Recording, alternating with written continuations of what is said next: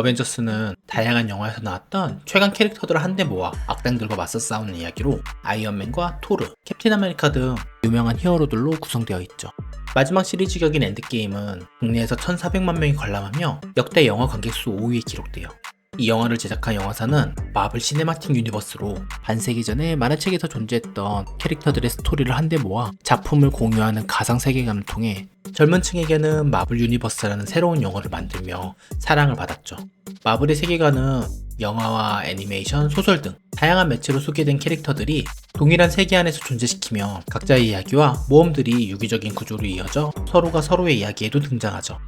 마블은 이런 오래된 캐릭터를 다시 소화시켜 대중들의 충성도를 불러일으켰는데요. 팬들은 깊어지는 이야기를 탐험하고 캐릭터들의 모험을 지켜볼 수 있다는 점에서 흥분을 했어요. 이런 마블 캐릭터는 1939년 마틴 굿맨에 의해 설립된 타임리 코믹스로부터 역사가 시작됩니다. 마블 세계관의 시작과 엔드게임까지 마블의 역사에 대해서 알아보겠습니다.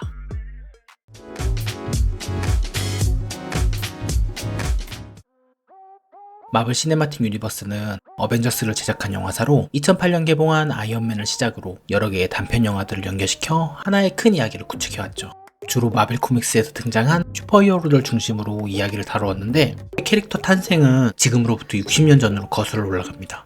방사선에 노출되어 분노의 상태의 거인으로 바뀌는 헐크는 1962년 인크레더블 헐크에서 시작되었고 같은 해 저니 인투 미스터리에서 토르가 등장합니다. 철갑 히어로 아이언맨의 토니 스타크는 1963년 테일스 오브 서스펜스에서 천재 과학자로 출연을 하고 피터 파커란 고등학생이 독특한 거미 모양의 수트를 입고 범죄와 싸우는 스파이더맨은 1962년 등장해요. 이외에도 닥터 스트레인지는 1963년, 판타스틱 4는 1961년, 엑스맨은 1963년에 탄생했어요. 이렇게 환갑의 나이를 맞은 캐릭터들은 마블 코믹스 초기에 등장한 캐릭터들이었는데요. 마블에서는 다양한 이야기와 사건을 다루며 다른 캐릭터들과 상호작용을 통해 더욱 발전을 해왔고 마블의 성공을 이끌었어요. 이런 마블은 1939년 마틴 굿맨에 의해 설립된 타임리 코믹스로부터 시작합니다. 타임리 코믹스는 마블 코믹스의 전신으로 설립 당시 주로 액션과 로맨스, 공포 등 다양한 장르의 만화를 출판했죠. 1940년대 중반부터는 슈퍼히어로 캐릭터를 중심으로 한 만화를 출시했는데 첫 작품인 마블 코믹스는 당시 90만 부 이상을 기록하며 대중을 사로잡는 데 성공했죠. 그리고 1941년 제커비가 만든 캡틴 아메리카는 그의 100만 부가 팔리기도 했어요. 슈퍼히어로 출시로 1940년대와 50년대 타임리 코믹스는 대중적인 인기를 얻습니다. 창업자 굿맨은 자신의 어린 조카를 회수로 불러 조수일부터 만화 제작 업무까지 맡겼는데요. 이 조카가 훗날 마블의 아버지로 불리게 될 스탠리였어요. 1950년대 후반이 들자 만화 산업은 급격하게 변화했고 경제적인 어려움으로 인해 타임리 코믹스가 사라지게 돼요. 몇 년이 지나고 1960년대 초반이 되자 마틴 굿맨의 조카였던 스탠리는 타임리 코믹스의 이름을 바꿔 마블 코믹스로 변경을 하고 캡틴 아메리카의 성공을 이끈 제커비 등과 함께 현대적이고 복잡한 슈퍼히어로 캐릭터를 창조하며 새로운 성공을 거두게 됩니다.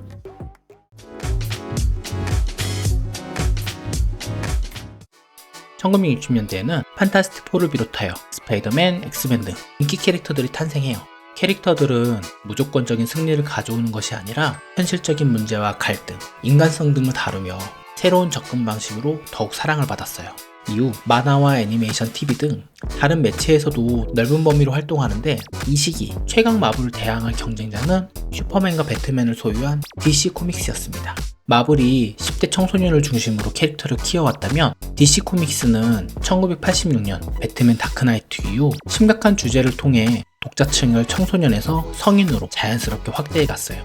90년대 들며 만화를 보는 청소년 구독자가 줄어들자 마블 코믹스의 판매량은 급감했고 고심해서 만들어 온 히어로들의 이야기와 세계관이 시들해지기 시작합니다. 매출이 줄고 스토리는 갈수록 난해해지고 독자들의 관심은 멀어졌죠. 반대로 경쟁사 DC 코믹스의 슈퍼맨과 배트맨의 인기는 날로 커져가며 서로 대조되었어요. 마블은 1990년대 초반부터 떨어지는 매출로 경제적으로 어려움을 겪었고 결국 1996년 12월 파산보호 신청을 해요.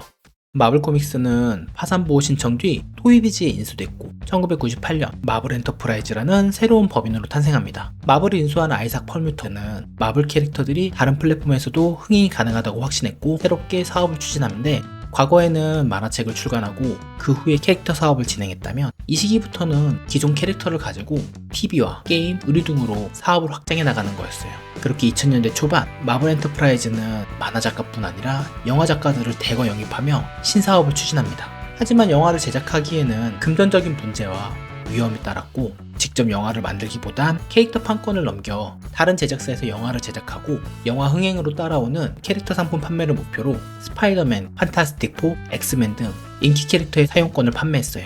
이 중 스파이더맨 1편은 8억 2천만 달러라는 엄청난 수익을 거두는데 마블에게 돌아온 건 전체 수익의 1%도 되지 않는 700만 달러에 불과할 정도로 미미했어요.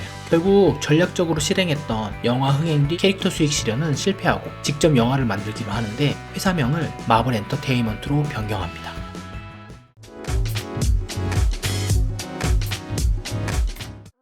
마블이 직접 주도하며 만든 첫 영화는 엘렉트라라는 영화였어요.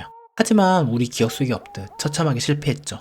영화에 대한 노하우와 경험이 없이 스토리와 영상까지 모두 실패를 하게 되는데요.